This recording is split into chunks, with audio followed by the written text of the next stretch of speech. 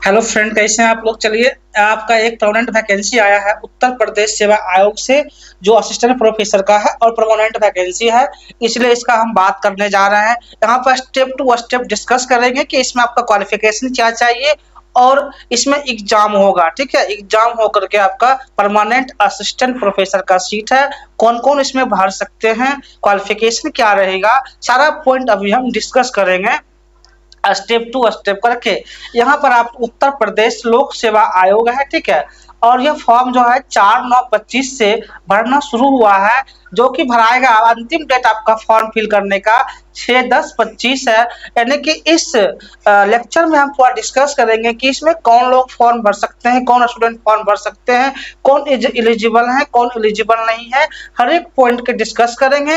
लेकिन एक बात इसमें खासियत है कि यूपी गवर्नमेंट से ये परमानेंट असिस्टेंट प्रोफेसर का वैकेंसी है, जो कि आप लोग जो भी नेट गेट सेट पास किए होंगे, CISR नेट या जो PhD होल्डर है, उनके लिए बहुत ही इम्पोर्टेंट ये न्यूज है। कि न्यूज मतलब कि आपका ये यूपी गवर्नमेंट से असिस्टेंट प्रोफेसर का वैकेंसी आया हुआ है, जो कि परमानेंट है। ठीक है, सहायक प्राचार्य राजकीय महाविद्यालय परीक्षा 2025।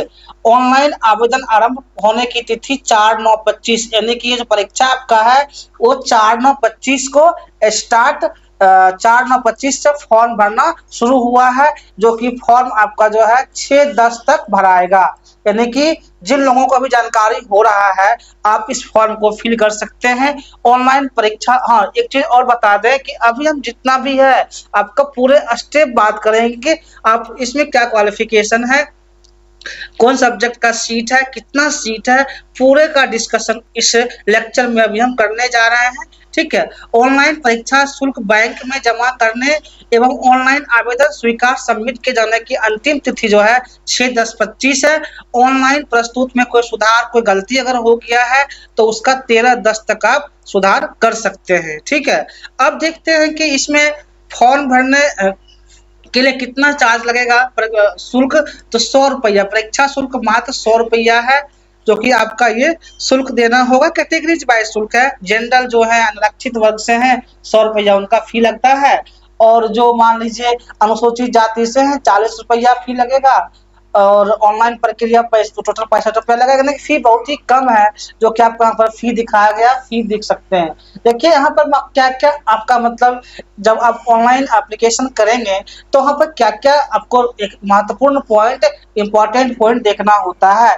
तो ऑनलाइन आवेदन करते समय उसके पूर्व आप OTR पंजीकरण, OTR रजिस्ट्रेशन होता है, जो साइट पे जाएंगे आप, UPSC के साइट पे जाएंगे, UPPSC के साइट पे जाएंगे और रजिस्ट्रेशन करेंगे तो आपको एक नंबर प्राप्त होगा, जो OTR रजिस्ट्रेशन होता है, जो फर्स्ट टाइम आपको मिलेगा। उसके बाद क्या है कि ऐसे अभ्यर्थी जो OTR नंबर प्राप्त, मान लीजिए किसी कारणवश आप OTR प्राप्त नहीं किए हैं, तो वे ऑनलाइन आवेदन करने के 72 घंटे पूर्व आयोग की वेबसाइट पर इतना पर जाकर के आप प्राप्त कर सकते हैं। वहाँ पर एक्चुअली वहाँ पर जाकर चेक कर सकते हैं और वहाँ पर आपको OTR मिल जाएगा, अगर मोबाइल में किसी बस OTR रजिस्ट्रेशन आपके पास नहीं आया है तब।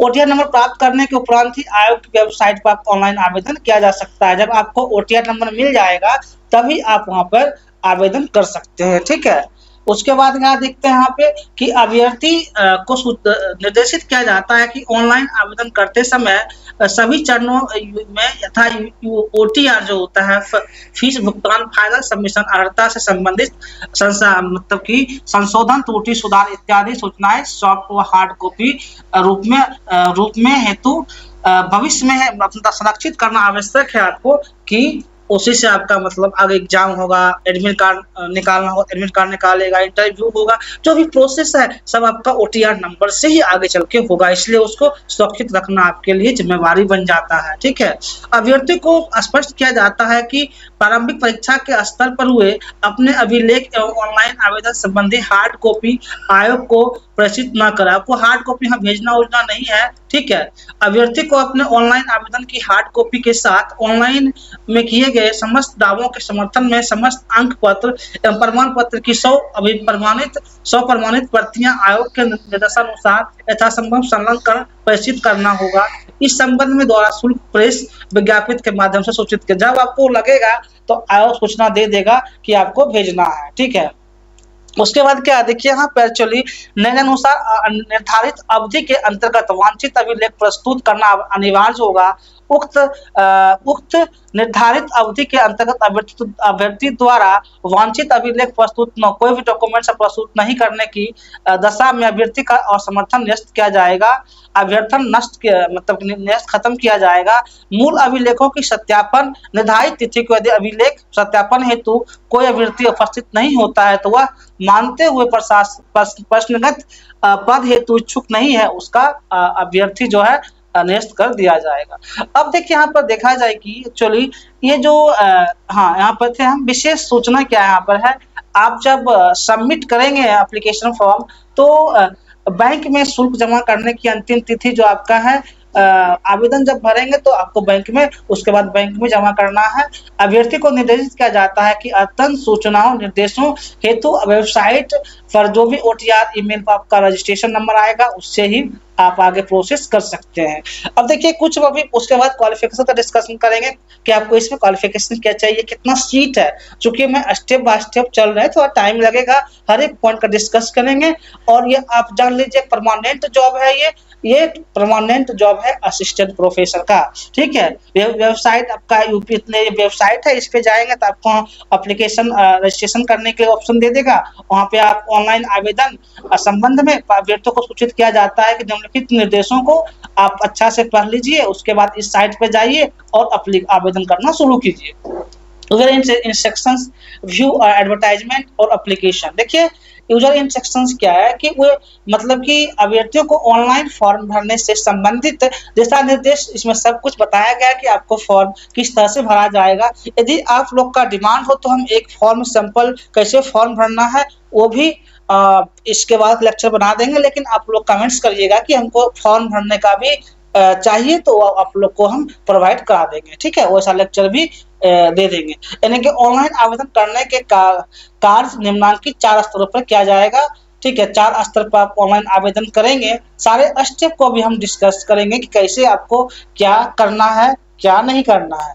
1 नंबर क्या आपका आ जाता है, देखिए 1 नंबर आपका फर्स्ट पॉइंट आता है यूजर इंस्ट्रक्शंस, सॉरी 1 नंबर आपका आता है प्रथम चरण अप्लाई परीक्षा के ऑथेंटिकेट विद OTR से आपका ऑथेंटिकेशन होगा, जो आधार नंबर से वेरीफाई हो सकता होगा और आपको OTR प्राप्त होगा, ठीक है। फिर गो बटन पर जाना है, फिर OTR नंबर मिलेगा, फिर आगे प्रोसीड कीजिएगा। तो ये फॉर्म भरने का जो यहाँ पर टोटल रूल्स दिया हुआ है, आप इसको देख लीजिए। अब नेक्स्ट आते हैं विषय अनुदेश। अभ्यर्थियों को क्या है, चतुर्थ चरण क्या आपका है, चलिए सिस्टम से तृतीय चरण जो होता है ये तो हो गया आपका, मान लीजिए मिल गया OTR नंबर मिल गया। तृतीय चरण जो है, एक मिनट, हाँ द्वितीय चरण में आपका पार्ट 2 एप्लीकेशन सबमिट करना होगा। और तृतीय चरण आने के बाद आपका क्या है, यहाँ देख लेते हैं। द्वितीय चरण की प्रक्रिया पूरी के पश्चात फी कंफर्मेशन होगा। तृतीय चरण में जो आपको डिपॉजिट करना है अंतर्गत प्रोसीड फॉर पेमेंट करना है, तो आपका यस विकल्प पर क्लिक करेंगे तो आप SBI से मोबाइल पेज से ऑनलाइन पेमेंट, ऑनलाइन मोड में पेमेंट कर सकते हैं, नेट बैंकिंग कर सकते हैं, कार्ड पेमेंट हो सकता है, अदर पेमेंट जो भी आपके पास अवेलेबल है उससे आप पेमेंट यहाँ पे ऑनलाइन कर सकते हैं, ठीक है। आपको ऑनलाइन ट्रांजेक्शन स्लिप मिलेगा जो प्रिंट, अगर उस पर क्लिक करने के बाद पेमेंट फेल होने की स्थिति में अभ्यर्थी OTP अथवा OTR पासवर्ड माध्यम से ऑथेंटिकेट लॉगिन करके फिर उसको आप पेंडिंग को पेमेंट आगे प्रोसीड कर सकते हैं। इस तरह से आपको वहाँ पे देखना है, ठीक। शुल्क क्या है, शुल्क बैंक में जमा करने की निर्धारित अंतिम तिथि व समय तक अभ्यर्थी ऑनलाइन एप्लीकेशन प्रक्रिया में पेमेंट करना अनिवार्य है अथवा प्रिंट आउट प्राप्त कर लें, उसे सुरक्षित रखें, आप उसे सुरक्षित रख लेंगे भविष्य के लिए। अभ्यर्थी को आवेदन पत्र स्वतः प्रदर्शित होगा, फिर प्रिंट अभ्यर्थी प्राप्त कर सकता है, जो भी प्रिंट आउट निकलेगा आप उसे सुरक्षित रख लें। और क्या उसमें कोई गलती होगा तो उसको बाद में जो बताए थे 13-10 तक आप उसमें सुधार कर सकते हैं, अगर आप फॉर्म भरने में कहीं गलती या मिस्टेक कर रहे हैं तो, ठीक है। यहाँ हम सारा स्टेप टू स्टेप देखते जा रहे हैं, कितना सीट है, क्या है, नहीं है, सब डिस्कस करेंगे। विशेष अनुदेश क्या है, अभ्यर्थी द्वारा ऑनलाइन आवेदन करने की अंतिम तिथि संशोधन तिथि तक ही श्रेणी रहेगा। इस तरह से आप यहाँ पर देख लेंगे। परीक्षा उपरांत यदि तथ्य प्रकाश में आता है, तब अभ्यर्थी को कोई सूचना छिपाई गई है, जो आपका रियलिटी है वह सब दिखाना है, कोई भी सूचना छिपाना नहीं है। गलत भरी गई तो उसका अभ्यर्थ निरस्त कर दिया जाएगा तथा उसके आयोग इस परीक्षा में आगामी समस्त चयनों परीक्षाओं में उसे प्रतिवरित यानी कि दंडात्मक कार्रवाई भी कर सकती है। इसलिए आप जो भी फॉर्म भरेंगे, जो आपके पास जेन्युइन क्वालिफिकेशंस है, आप उस चीज को भरेंगे। यानी कि अगर आप गलत इंफॉर्मेशन देते हैं तो 1004 जो पुष्टि नहीं होती है उस पर आयोग अपनी तरफ से एक्शन ले सकती है और आपको परीक्षा से निष्कासित कर सकती है। यह आयोग के पास अपना सुरक्षित आदेश सुरक्षित रहता है कि आपको वो निरस्त कर सकती है एग्जामिनेशन। ठीक है, इसलिए जो भी आपका क्वालिफिकेशन है वो आप आयोग को बताएंगे, बता करके फॉर्म मतलब जो भी आपके पास क्वालिफिकेशन है क्वालिफिकेशन को फॉर्म फिल करें, अन्यथा जो भी है मतलब जो नहीं है उसको फिल नहीं करना है। ठीक है, इस तरह से आप यहाँ पर ये सारा क्राइटेरिया है, इस तरह से आप पढ़ लीजिएगा इसको और फॉर्म भरना है। अब यहाँ पर आते हैं, देखिए रिक्तियों की संख्या टोटल, हाँ बात मेन आता है कितना पोस्ट है। ठीक है, तो वर्तमान में रिक्तियों की संख्या 1253, टोटल जो पोस्ट आपका यहाँ पर है 1253, यानी कि 1253 असिस्टेंट प्रोफेसर का पोस्ट है जो कि परमानेंट है। बहुत सीट हो जाता है, 1253 कम नहीं है। अगर आप मेहनत करते हैं तो 1253 सीट में आपका एक सीट रिजर्व रहेगा। ठीक है, यानी कि आवश्यकता अनुसार सीट बढ़ घट सकती है।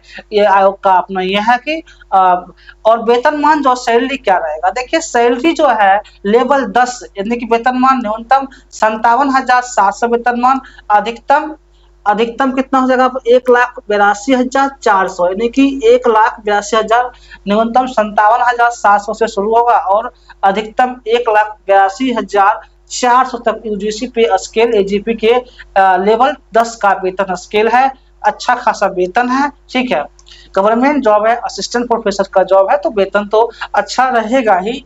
ठीक है, यहाँ पे जो है आरक्षण रोस्टर वाइज लागू होगा, जो आरक्षण से आरक्षण को फॉलो किया जाएगा। ठीक है, तो आरक्षण को आप यहाँ पर जो भी आरक्षण के रिलेटेड है आप पॉइंट यहाँ देख सकते हैं, आरक्षण को आपको फॉलो करना होगा। अब आते हैं सीट किस किस सब्जेक्ट में है, तो सीट की डिस्कस कर ले कि अब हम कुछ इसका मुख्य पॉइंट डिस्कस करते हैं। जैसे गणित हो गया, ठीक है आपका मतलब जो, हाँ ठीक है, ये गणित हो गया, भौतिकी होगा, संख्या गणित में कोई नहीं मतलब नहीं, भौतिकी व्यवहारिक भौतिकी होगा, संख्या की कोई नहीं, प्रश्न कोई नहीं, इस टाइप का नहीं है। चलिए आगे बढ़ते हैं, फिर हम स्टेप टू स्टेप, ये तो आपका ये हो गया, ये देख लीजिएगा एक बार वैवाहिक स्थिति का क्या है। हाँ, अब क्या है शैक्षिक अर्हता, मतलब अब इसमें क्वालिफिकेशन क्या देखा जाएगा कि आप एलिजिबल, आपका क्वालिफिकेशन क्या है और किस आधार पर एलिजिबल है उस चीज को यहाँ देखना जरूरी है। देखिए वनस्पति विज्ञान हो गया, रसायन केमिस्ट्री हो गया, वाणिज्य हो गया, अर्थशास्त्र, शिक्षा शास्त्र, अंग्रेजी, भूगोल, हिंदी, इतिहास, गृह विज्ञान, गणित, जूलॉजी हो गया, सांख्यिकी, कंप्यूटर साइंस, फारसी विधाओं के लिए।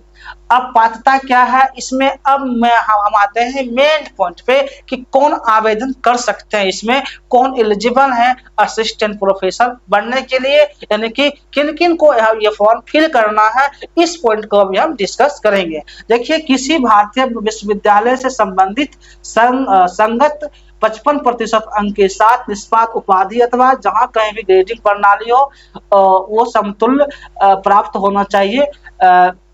ठीक है, 500 रैंक वाले विदेशी कॉलेज, अगर विदेशी से तो 500 रैंक वाली कॉलेज होना चाहिए, यानी कि स्नातकोत्तर आपका पीजी होना चाहिए। जो पीजी पास है वो एलिजिबल है, बट क्यों कैसे एलिजिबल होंगे, सिर्फ पीजी पास हाँ एलिजिबल नहीं है, उनके साथ साथ मैं नीचे पढ़ने से पहले ही बता दूं कि पीजी के साथ साथ आपका सेट होना चाहिए, सेट क्वालिफिकेशन, सेट पास होना चाहिए या नेट पास होना चाहिए, नेट, ठीक है, नेट हो, यूजीसी नेट हो, सीएसआर नेट हो, सीएसआर नेट हो, कोई भी नेट हो, आप नेट पास आउट है, नेट है या नेट जेआरएफ है, आप इस पोस्ट के लिए एलिजिबल है, या आप पीएचडी किए हुए हैं, भले आपके पास नेट नहीं है तो उससे भी कोई दिक्कत नहीं है, आप ये फॉर्म फिल कर सकते हैं। सिर्फ पीजी पास ये फॉर्म फिल नहीं कर सकते हैं, ये शैक्षणिक योग्यता में आपका दिया हुआ है, यानी कि ओवरऑल जो यहाँ पे पीजी पास है, नेट पास है, सेट पास है, स्लिट पास है, SLIT स्लिट होता है, अलग अलग स्टेट अपना एग्जाम लेती है, वो यहाँ पर एलिजिबल हैं। ठीक है, उस पॉइंट को अभी हम डिस्कस। और जो विदेशी रैंक में, मतलब अगर कोई विदेश से पीजी करके आया तो 500 रैंक वाला विदेशी यूनिवर्सिटी से स्नातकोत्तर उपाधि उससे प्राप्त हो तो वो फॉर्म आप फिल कर सकते हैं। उपर्युक्त, अब देखिए 2 नंबर पॉइंट ही आपका शैक्षणिक योग्यता को साबित करता है कि आप शैक्षणिक योग्यता यहाँ पे क्या चाहिए। ये 2 नंबर पॉइंट आपका यहाँ बहुत सारा पॉइंट जो है क्लियर कर दे रहा है। ठीक है, 2 नंबर क्या कह रहा है कि उपयुक्त अर्हताओं को पूरा करने के साथ साथ अभ्यर्थी विश्वविद्यालय अनुदान आयोग अथवा CSIR है ना, CSIR हो गया द्वारा आयोजित राष्ट्रीय पात्रता परीक्षा UGC नेट NET नेट उत्तीर्ण की हो अथवा विश्वविद्यालय अनुदान आयोग द्वारा प्रत्यापित किसी, क्या एक मिनट आपको थोड़ा दिक्कत हो जाएगा इसलिए मैं इसे इरेज कर देता हूँ ताकि आपको पढ़ने में आसान हो, अगर जो भी इसको देख रहे होंगे। ठीक है, हाँ, अनुदान आयोग अथवा CSIR द्वारा आयोजित राष्ट्रीय पात्रता परीक्षा NET उत्तीर्ण की हो अथवा विश्वविद्यालय अनुदान आयोग द्वारा प्रत्याशित किसी इसी प्रकार की परीक्षा यथा स्लेट जो बताए थे हम, सेट बताए थे कि उत्तीर्ण हो, अथवा जिन्हें विश्वविद्यालय अनुदान आयोग MPhil PhD उपाधि हो, देख रहे हैं, या मतलब ये भी होगा तो आप अप्लाई कर सकते हैं। PhD उपाधि के लिए न्यूनतम मानक और प्रक्रिया विनियमन 2009 अथवा 2016 के समय पर इनमें बाद में किए गए संशोधनों जैसा भी मामला हो के अनुसार PhD की उपाधि प्रदान की गई हो और उन्हें NET स्लेट सेट छूट प्रदान की जाएगी। यानी जो PhD है उनको ये मैंडेटरी यहाँ पे नहीं है कि आप सेट पास हो, नेट पास हो, गेट पास हो, स्लेट पास हो, CSR पास हो, UGC पास हो, ऐसा कोई भी क्वालिफिकेशन नहीं है। अगर आप सिर्फ PhD भी है तो इस फॉर्म के लिए एलिजिबल है, आप फॉर्म ये भर सकते हैं। और सरकारी जॉब है, गवर्नमेंट जॉब है जो कि असिस्टेंट प्रोफेसर का है। ठीक है, PhD वाले सिंपल PhD है वो भी फॉर्म इसको फिल कर सकते हैं। यानी कि 11 जुलाई 2009 को PhD कार्यक्रम के लिए पंजीकृत अभ्यर्थियों की उपाधि प्रदान करने वाली संस्था तत्कालीन विद्यमान अध्यादेशों, विनियमनों और उपबंधों द्वारा अभी शासित होंगे। ऐसे सभी PhD धारक अभ्यर्थियों को निम्नलिखित शर्तों को पूरा करने के अत्यधीन विश्वविद्यालय महाविद्यालय संस्थाओं में सहायक आचार्य अथवा समतुल्य पदों भर्ती और नियुक्ति के लिए NET सेट ST अपेक्षा छूट प्रदान की जाती है। क्या है, छूट प्रदान की जाएगी। अभ्यर्थी को PhD की उपाधि केवल नियमित पद्धति से प्रदान की गई हो, यानी कि जो रेगुलर मोड में PhD किए हैं वही एलिजिबल है। यानी कि डिस्टेंस से कर आए आपका यहाँ पर एलिजिबिलिटी नहीं बनेगा। डिस्टेंस वालों का क्लियर लिखा हुआ है कि क्या लिखा हुआ क्लियर कि रेगुलर मोड से होनी चाहिए। ठीक है, यहाँ पे लिखा हुआ देख लीजिए, समतुल्य पदों पर भर्ती के लिए की जाएगी। अभ्यर्थी की PhD उपाधि केवल नियमित रेगुलर होना चाहिए, नियमित होना चाहिए पद्धति से प्रदान की गई हो। PhD शोध पर जो आपका थीसिस है, शोध प्रबंध मूल्यांकन कम से कम 2 बाह्य परीक्षकों दो एक्सटर्नल के द्वारा किया गया हो। और PhD के लिए अभ्यर्थी की एक खुली मौखिक परीक्षा आयोजित की गई हो। अभ्यर्थी ने अपने PhD कार्य से 2 अनुसंधान पत्र, 2 रिसर्च पेपर प्रकाशित किया हो, जिनमें से कम एक संदर्भित जर्नल में प्रकाशित हुआ, अच्छा जर्नल में प्रकाशित हुआ हो। ठीक है, मान लीजिए ICMR, CSIR अथवा एजेंसी द्वारा प्रायोजित वित्त पोषित सहायता प्राप्त सम्मेलनों, गोष्ठियों, PhD अकादमी के आधार पर कम से कम 2 पत्रों को प्रस्तुत किया हो। इन शर्तों को जो पूरा करने में संबंधित विश्वविद्यालय के कुल सचिव अथवा संकाय अध्यक्ष शैक्षिक कार्य द्वारा सत्यापित किया जाए। ठीक, ऐसे विधाओं को मतलब कि NET स्लेट अपेक्षित नहीं होगी जो भी, यानी ऐसा नहीं है कि जो भी नेट सेट CSR क्वालिफाइड अगर नहीं है वो PhD कर ली है तो एलिजिबल रहेंगे, उनके पास कोई बाधा नहीं आएगा कि आपको ये चीज करना जरूरी है। ठीक है, आप उसके लिए फॉर्म के लिए एलिजिबल है, आप इस चीज को समझ गए होंगे। ठीक, अब आ जाते हैं, इतना आपका मेन क्वालिफिकेशन था इसलिए हम इस पर इतना डिस्कस किए। अभी क्या है आपका ये आप देख लेंगे कि किनको क्या हटता है। ठीक है, अब हम थोड़ा सा हम इस पे हिंदी भाषा विज्ञान किस सब्जेक्ट से क्या रिलेटेड है आप यहाँ देख लेंगे। ठीक है, अकाउंट्स। अब हम देखना चाह रहे हैं कि फिर देखिए आपका फॉर्म फिल करने का जो क्या है, आवेदन, पासपोर्ट साइज फोटो, आर्थिक रूप से कमजोर जो होंगे उनका सर्टिफिकेट लगना है। ठीक है, कैंडिडेट ओटीआर रजिस्ट्रेशन, ये एक प्रोसेस है जिस प्रोसेस से आप फॉर्म फिल करने में आपको इजी होगा। चलिए अब नेक्स्ट बढ़ते हैं स्टेप, किस सब्जेक्ट में कितना सीट है ये आपको ही जो है इंग्लिश हिंदी में सारा फॉर्म भरने का प्रोसेस है। फिर हम नेक्स्ट की ओर मूव करते हैं जहां कुछ इंपॉर्टेंट पॉइंट होगा। इंपॉर्टेंट पॉइंट को हम डिस्कस देखिए, इंटरव्यू साक्षात्कार जो है 25 अंक का होगा। ठीक है, अब आते हैं सब्जेक्ट मैटर, जो आपका ये परिशिष्ट 2 है जो बहुत ही इंपॉर्टेंट है। प्रश्न किस प्रकार रहेंगे, क्वेश्चन कैसे एग्जाम में आएंगे, ये भी मैटर करता है कि आप जब पीएचडी कर लिए हो, आप नेट सेट गेट क्वालिफाइड हो, तो आप किस तरह से तैयारी करेंगे प्रोफेसर परीक्षा के लिए, तो सारा गाइडलाइंस यहाँ पे दिया हुआ है। ऐसे आप लोग का अगर डिमांड्स होगा तो हम एक सेपरेट सब्जेक्ट पे बनाएंगे लेक्चर्स, जो आप लोग के लिए एग्जाम के लिए भी यूजफुल होगा। तो आप कमेंट्स कर सकते हैं, हमारी टीम के द्वारा आपको रिप्लाई दिया जाएगा। इस पे हम काम कर रहे हैं, जो कि आपको हर सब्जेक्ट के रिलेटेड हम अलग अलग लेक्चर प्रोवाइड कर सकते हैं।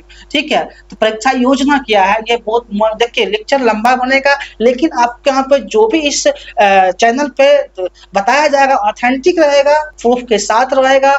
कोई भी ऐसा न्यूज नहीं, कोई भी ऐसा चीज नहीं बताएंगे जो एकदम ओरिजिनल और ऑथेंटिक लेके चलते हैं। ठीक है, तो परीक्षा योजना जो आपका है, प्रारंभिक परीक्षा, प्रश्न पत्र का प्रकार वस्तुनिष्ठ प्रश्न होंगे, ऑब्जेक्टिव होंगे, हर एक प्रश्न 1 नंबर का रहेगा, प्रश्नों की संख्या टोटल 120 होगा। देखिए यही तो इम्पोर्टेंट है, टोटल 120 क्वेश्चन, 1 नंबर का क्वेश्चन रहेगा। समान अध्ययन के 30 प्रश्न, जो आपका जीके जीएस है ना, उससे 30 प्रश्न तथा प्रत्येक वैकल्पिक विषय के 90 प्रश्न रहेंगे, जबकि वैकल्पिक विषय गणित के 70 प्रश्न ये आपका रहेंगे। टोटल प्रश्नों की संख्या 120 होगा, 30 प्रश्न जीके जीएस तथा प्रत्येक वैकल्पिक विषय जो आपका अलग विषय होगा उससे 90 क्वेश्चन हो गया।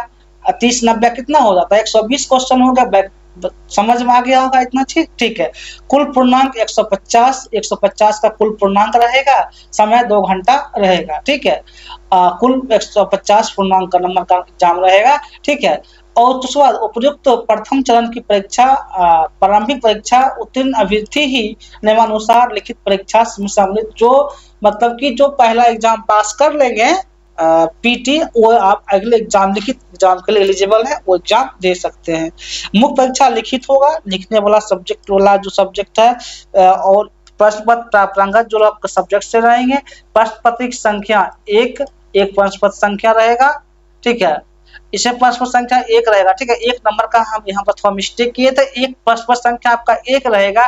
टोटल पूर्णांक 150 नंबर का एग्जाम होगा। ठीक है, टोटल क्वेश्चन 120 रहेंगे। अगर कहाँ भी डाउट हो आप कमेंट कर सकते हैं। ठीक, अब यहाँ प्रश्न पत्र की संख्या जो है 10 + 10 टोटल 20 क्वेश्चन आएंगे आपको। ठीक है, टोटल 200 मार्क्स का रहेगा, 80 + 120 हो गया। समय आपका लिखित एग्जाम के लिए आपको 3 घंटा मिलेगा। ठीक है, उसके बाद देखते हैं जो भी है संगत पाठ्यक्रम के आधार पर वैकल्पिक मुख्य विषयों के प्रश्न पत्रों की रचना हेतु प्रश्न पत्र का स्वरूप एवं अंकों के विभाजन निम्नवत होगा। मुख्य परीक्षा के प्रश्न पत्र में सभी प्रश्न अनिवार्य होंगे, यानी कि जब आप मेंस लिखेंगे, मुख्य परीक्षा लिखेंगे, तो उसमें सभी प्रश्न का जवाब आपको देना है। ठीक, ये क्लियर लिखा हुआ है। वो 2 खंडों में विभाजन रहेंगे। प्रश्नों की कुल संख्या खंडवार निम्नवत होगी। खंड अ यानी कि अंतर्गत खंड अ में 10 प्रश्न रहेंगे, लघु उत्तरीय प्रश्न, जिनमें उत्तरों की सीमा 125 शब्दों में आपको उत्तर लिमिट है। ये नहीं कि लिख रहे हैं पूरा पेज 125 शब्द में आंसर देंगे और टू द पॉइंट आंसर देंगे, तो आपका ज्यादा वहां पर वेटेज बनेगा, ज्यादा मार्क्स मिलता है टू द पॉइंट में, टू द पॉइंट आंसर देने में, यानी कि 125 शब्दों में देना है। ये यहाँ प्रत्येक प्रश्न 8 अंक का होगा। एक क्वेश्चन कितना नंबर का रहेगा, 8 नंबर का रहेगा। टोटल 200 नंबर का क्वेश्चन आएगा। के अंतर्गत 10 प्रश्न दीर्घ उत्तरीय प्रश्न, जिनमें उत्तरों की सीमा 200 शब्दों में होगी। जो बड़ा रहेगा दीर्घ उत्तरीय वाला, वो आपका मतलब कि 200 शब्दों में लिखना है। ठीक है। और प्रत्येक प्रश्न 12 अंक का होगा। जो बड़ा वाला आंसर है वो 12 नंबर का रहेगा, छोटा वाला आंसर 8 अंक का होगा। इस तरह से आपका नंबर का डिस्ट्रीब्यूशन रहेगा। ध्यातव्य है कि प्रारंभिक परीक्षा एवं मुख्य परीक्षा, लिखित परीक्षा के पाठ्यक्रम शासन द्वारा अनुमोदित हैं। जो यूपीपीएससी उनके द्वारा लिया जाएगा सारा 25 अंक। साक्षात्कार अब इंटरव्यू लास्ट स्टेप आपका इंटरव्यू है, जिसमें 25 अंक इंटरव्यू के लिए दिया जाएगा। यथा यानी कि नोट प्रश्नगत मुख्य लिखित परीक्षा जो होगा आपका परीक्षा और साक्षात्कार अभिव्यक्ति परीक्षण में पर प्राप्त अंकों के योग आधार पर अभ्यर्थी की श्रेष्ठता का निर्धारण सुनिश्चित किया जाएगा। यानी कि क्या मेन कह रहा है कि जो प्रश्न का मुख्य परीक्षा लिखित परीक्षा और यानी कि आपका जो प्रथम परीक्षा था वो आपका सिर्फ क्वालिफाइंग है। अब आप एग्जाम निकाल लेते हैं तो लिखित परीक्षा में आपका मेरिट बनना है। इसका मतलब यही होता है कि प्रश्नगत मुख्य लिखित परीक्षा एवं साक्षात्कार अभिव्यक्ति परीक्षण में प्राप्त अंकों के आधार पर अभ्यर्थियों की श्रेष्ठता का सुनिश्चित किया जाएगा। यानी कि लिखित परीक्षा और इंटरव्यू के लेकर आपका फाइनल मेरिट लिस्ट बनेगा। जो इसमें आएंगे उनको असिस्टेंट प्रोफेसर के लिए लिया जाएगा। ये पूरा क्लियर है। अब मान लीजिए जिनको यहाँ पे देखना है, जैसे आप सब विषय अध्ययन क्या क्या सब्जेक्ट है, सामान्य विज्ञान रहेगा जो आपको जीके जीएस की बात कर रहे थे, उसमें कितना 30 क्वेश्चन जो आपका प्रारंभिक परीक्षा में पूछा जाएगा वो सामान्य विज्ञान से रहेगा। अंतर्राष्ट्रीय महत्व की समसामयिक जो भी करंट अफेयर चल रहा है, किसमें क्या हो रहा है, मतलब अंतर्राष्ट्रीय लेवल पे चाइना, अमेरिका, रूस, भारत, जो भी आपका नेपाल, पाकिस्तान, तो इश्यूज चल रहे हैं अभी, नेशनल इश्यूज, इंटरनेशनल इश्यूज से रिलेटेड क्वेश्चंस रहेंगे। भारतीय राज्य व्यवस्था और अर्थव्यवस्था से रहेगा। भूगोल, भारत, विश्व, मानसिक योग्यताएं, सांख्यिकीय आंकड़ों का विश्लेषण भी रहेगा क्वेश्चन में। सामान्य अभिज्ञता यानी कि उत्तर प्रदेश के परीक्षा में अपेक्षित है और यूपीपीएससी से कुछ रिलेटेड क्वेश्चंस रहेंगे। इस तरह से अब देखिए, अब यहाँ पर इतना लंबा लेक्चर बन जाएगा, इसलिए इस चीज को हम डिस्कस नहीं करेंगे। आप इसे देख लीजिए। जिनका भी वनस्पति विज्ञान यानी कि जिनका बॉटनी सब्जेक्ट है उनको क्या क्या एग्जाम में पूछा जाएगा ये सब्जेक्ट है। यदि आप लोग का यदि आप लोग को ये पीडीएफ चाहिए तो आप टेलीग्राम लिंक पे ज्वाइन कर लीजिएगा। हम इस पीडीएफ को टेलीग्राम लिंक पे शेयर कर देंगे। ठीक है, जिनको भी चाहिए टेलीग्राम लिंक पे आ जाएंगे तो शेयर कर दिया जाएगा। उसके बाद देखिए यहाँ पे जो है वनस्पति विज्ञान से रिलेटेड आपका इतना क्या क्या सब पूछा जाएगा एग्जाम में क्वेश्चन, ये है, ये आप लोग देख लीजिएगा। ठीक है, प्लांट फिजियोलॉजी से रिलेटेड आपका ये टॉपिक रहेगा। इवोल्यूशन से में क्या क्या पूछा जाएगा ये रहेगा। आप लोग इसे एक बार देख ले, क्योंकि इतना हम अभी डिस्कस नहीं कर सकते हैं, टाइम भी कम है और लंबा लेक्चर बन जाएगा। इस चीज को आप ध्यान दें। अगर आप लोग को डिमांड रहे कि बायोलॉजी पर मतलब असिस्टेंट प्रोफेसर के लिए तैयारी कराने के लिए भी हम हैं, आपको इसमें अलग अलग एमसीक्यू टाइप के क्वेश्चंस, प्रीवियस ईयर क्वेश्चंस का भी डिस्कशन इस चैनल पे किया जाएगा। और इसमें अच्छा खासा पोस्ट है। यदि आप कुछ भी मेहनत कर लेते हैं तो आपके हाथ में एक अच्छा जॉब रहेगा, जो कि असिस्टेंट प्रोफेसर का परमानेंट जॉब है। यहाँ पे कोई गेस्ट फैकल्टी की हम बात नहीं कर रहे हैं, ये आपका परमानेंट जॉब है। और ये जो है आपका है सब्जेक्ट रिलेटेड सारा मतलब कि क्या क्या एग्जाम में पूछा जाएगा, किस सब्जेक्ट से क्वेश्चन रहेगा, उसमें क्या क्या पॉइंट से क्वेश्चन पूछा जाएगा, सारा चीज को यहाँ पर डिस्कस किया जा रहा है। देखिए, आपको थोड़ा मेहनत करने की जरूरत है।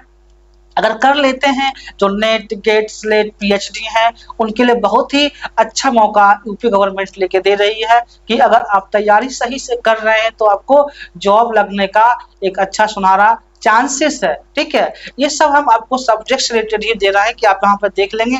जिनका जो सब्जेक्ट्स होगा उससे रिलेटेड आप यहाँ पे देख सकते हैं कि आपको कौन सा मतलब कि आपका सब्जेक्ट क्या है, उससे रिलेटेड एग्जाम में क्वेश्चन क्या क्या बन सकते हैं, उसका पॉइंट से क्वेश्चन क्या क्या आ सकता है। तो एक्चुअली आपको यहाँ पर एक जनरल आइडियाज है कि आप इतना कर लेंगे तो आपका एग्जाम में एक एग्जाम अच्छा जाएगा, जो कि आपके सिलेक्शन के चांस ज्यादा रहेंगे। जिनका भी जो सब्जेक्ट है, किस यूनिट से क्वेश्चन आएगा, कितना, जैसे सब्जेक्ट इंग्लिश लिटरेचर का यहाँ देख लीजिए। ठीक है, तो इंग्लिश लिटरेचर में क्या क्या क्वेश्चन, कौन कौन पॉइंट से, कौन कौन यूनिट से क्वेश्चन आएगा, तो सारा इंग्लिश लिटरेचर के बारे में दिया गया है।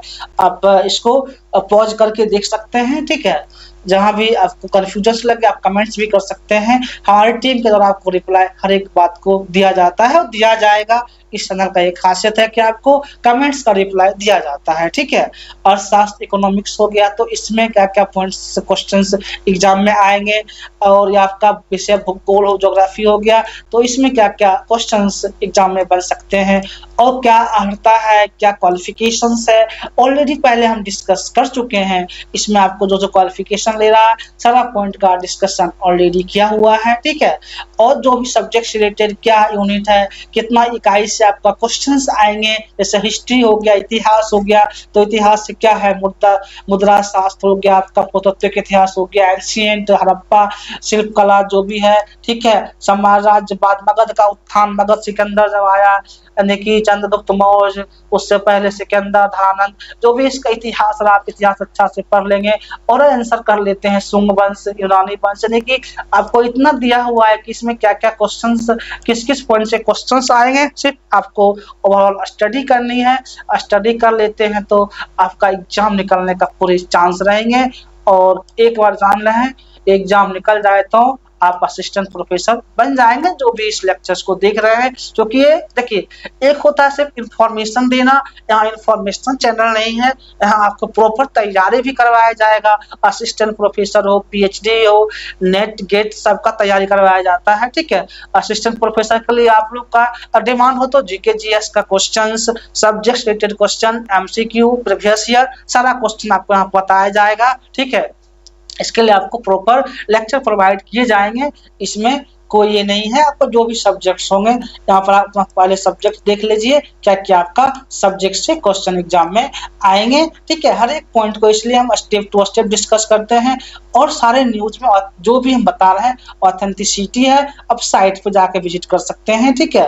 यानी कि जो भी यहाँ पे बताया जा रहा है क्या सब्जेक्ट है, क्वेश्चन जो किस यूनिट से कितना क्वेश्चन आएंगे, हर एक बात ही को डिस्कस कर रहे हैं, यानी कि कोई भी पॉइंट आपका यहाँ पे छूटेगा नहीं। बस आप यहाँ पे आपको क्या करना है, जो भी सब्जेक्ट्स है फॉर्म फिल करें। फॉर्म फिल 4 तारीख से शुरू हुआ है। आज हम 2 दिन थोड़ा सा लेट में लेकिन दे रहे हैं, कुछ वर्क में बिजी थे, इस कारण हम नहीं लेक्चर को रिकॉर्ड कर पा रहे थे, ठीक है। लेकिन हमको जैसे ही टाइम मिला आप लोगों के लिए लेके आ गए हैं, ठीक है। जो भी है आपको यहाँ सब सात सब्जेक्ट रिलेटेड है पॉइंट, एक एक सब्जेक्ट में क्या क्या क्वेश्चन, भौतिकी में क्या है, उष्मागतिकी का पॉइंट क्या, इकाई से रिलेटेड क्वेश्चन जो भी है, आपको इलेक्ट्रॉनिक साइंस में क्या है, यानी कि भौतिकी विज्ञान से रिलेटेड जो भी आपका है सारा यहाँ पर दिया हुआ है, किस यूनिट से कितना क्वेश्चन पूछे जाएंगे। हर एक पॉइंट का यहाँ पर ऑलरेडी डिस्कस है। जहाँ भी आपको लगेगा, कोई भी कंफ्यूजन लगेगा, आप कमेंट कर दीजिएगा, हमारी टीम के द्वारा आपको हर एक बात का रिप्लाई दिया जाता है और दिया जाएगा ही, ठीक है। तो यहाँ सारा पॉइंट जो आपका सब्जेक्ट से यूनिट वाइज है, यूनिट वाइज में कौन से यूनिट से कितना क्वेश्चंस आएंगे, क्या उसके क्वेश्चंस के पॉइंट्स रहेंगे, सारे पॉइंट्स का डिस्कशन ऑलरेडी यहाँ पे। क्या कंप्यूटर साइंस सब्जेक्ट हो गया, कंप्यूटर साइंस में क्या क्या आपका पॉइंट रहेगा, इस सारा कंप्यूटर साइंस का दिया हुआ है, आप यहाँ पे देख लीजिए, ठीक है। ये कंप्यूटर साइंस हो गया। इस तरह से पूरे मतलब एक एक यूनिट वाइज कहाँ से कौन सा क्वेश्चंस आएंगे, हर एक पॉइंट का यहाँ पर डिस्कशन किया गया है, ठीक है। अब आते हैं सीट की बात कर लेंगे। यहाँ सब सब्जेक्ट का ही बात चल रहा है, ठीक है। सब सब्जेक्ट रिलेटेड पॉइंट है। यहाँ भी आपका इकाई 8 शारीरिक शिक्षा जो भी सब्जेक्ट्स है जिनका वो अपना आप देख लीजिएगा कि आपका सब्जेक्ट रिलेटेड कौन कौन सा क्वेश्चंस एग्जाम में कौन यूनिट से क्वेश्चंस आएंगे। हर एक पॉइंट का यहाँ पे ब्रीफली पॉइंट दिया हुआ है जो आप यहाँ पे देख सकते हैं, ठीक है। अब आते हैं मेन कहाँ पे आना है आपको, जो आपका सब्जेक्ट रिलेटेड ही हो गया, ठीक है। तो यहाँ कौन अब हाँ मेन यही चीज आपको हम दिखाना चाह रहे हैं। परिशिष्ट 4 रिक्तियों की संख्या कितनी है, टोटल सीट तो पहले हम डिस्कस कर चुके हैं, 1253 टोटल सीट है। जी हाँ, टोटल सीट 1253 सीट है। एक अच्छा मौका है, अच्छा चांस है आपको असिस्टेंट प्रोफेसर बनने का, यानी कि तैयारी करते हैं प्रॉपर तो आप असिस्टेंट प्रोफेसर और बिकम स्टूडेंट प्रोफेसर बनेंगे, ठीक है। लेकिन आपको इसके लिए अभी से मेहनत करना होगा, लग जाना होगा, तभी आप मतलब कर सकते हैं। देखिए वनस्पति विज्ञान में टोटल 79 सीट हुआ, ठीक है। टोटल 79 सीट है, 33 आरक्षित है, जनरल 33 इसमें फॉर्म भर सकते हैं। अनुसूचित जाति 16 सीट, 3 सीट हो गया अनुसूचित जनजाति के लिए, 20 सीट हो गया इसके लिए, EWS के लिए 7 सीट हो गया, 1 सीट तो ये हो गया, यानी कि टोटल महिला के लिए आरक्षण वाइज रूल लागू किया गया है, 12 सीट महिला के लिए है। बोटने में अच्छा खासा सीट है, 79 सीट जो है अच्छा सीट होता है, ठीक है। अगर आप मेहनत करते हैं तो बोटने में आपका रिजर्व रहेगा। रसायन केमिस्ट्री में भी 87 सीट है। जनरल का अनारक्षित का आपका 40 सीट हुआ, जो कि इसमें कोई भी अप्लाई कर सकते हैं जो जनरल है। अनुसूचित जाति मतलब कि 15 सीट है। अनुसूचित जनजाति जो है कितना है, हाँ ठीक है 40 सीट है, 15 सीट है, यहाँ पर 3 सीट है। इस तरह से आपका सीट का पूरा बंटवारा किया गया है। तो आप यहाँ पे देख सकते हैं वाणिज्य में 157 टोटल सीट है, चित्रकला में टोटल 8 सीट है, अर्थशास्त्र में 61 सीट है, शिक्षा शास्त्र में 14 है, अंग्रेजी में 92 है, भूगोल में 46 है, हिंदी में 87 सीट है, हिंदी में कम सीट नहीं है, इतिहास में 58 सीट है, गृह विज्ञान थोड़ा कम है 28 सीट है, ठीक है। गणित में 79 सीट है, लक्षाध्ययन में 2 ही सीट है, बहुत कम है। दर्शन शास्त्र में 14 सीट है, शारीरिक शिक्षा में 59 सीट है, भौतिक विज्ञान में 60 है, राजनीतिक विज्ञान में 57 है, मनोविज्ञान में 31 सीट है। इस तरह से आपके यहाँ पे सीट का जो है दिया गया है, देख लीजिए। संस्कृत में 56 सीट है, समाजशास्त्र में 78 सीट है, उर्दू में 3 सीट है, जंतु विज्ञान जूलॉजी में 79 सीट है, टोटल जूलॉजी में 79 सीट है, कंप्यूटर साइंस में 1 सीट है, बहुत ही कम सीट दिया हुआ है, फारसी में 1 सीट है। इस तरह से आपका पूरा यहाँ पे सीट का ब्यौरा दिया गया है, और मतलब कि किस सब्जेक्ट में कितना सीट है ये सारा हम पॉइंट टू पॉइंट डिस्कस कर लिए। ओवरऑल आज हमने एक अच्छा आपका वैकेंसी आया हुआ है, असिस्टेंट प्रोफेसर परमानेंट वैकेंसी है, इसलिए इसका आपको हम बताए हैं। और एक चीज और, आप लोग इसके तैयारी के लिए भी कमेंट्स करिएगा। तो जीके जीएस हो गया, सब्जेक्ट रिलेटेड जो भी MCQ रहेगा, प्रीवियस ईयर क्वेश्चंस रहेगा, उसको यहाँ इस चैनल के माध्यम से तैयारी करवाई जाएगी, हर एक पॉइंट का डिस्कशन के साथ, प्रूफ के साथ। चलिए हम इस लेक्चर को यहीं पे एंड करते हैं। Thank you watching for this.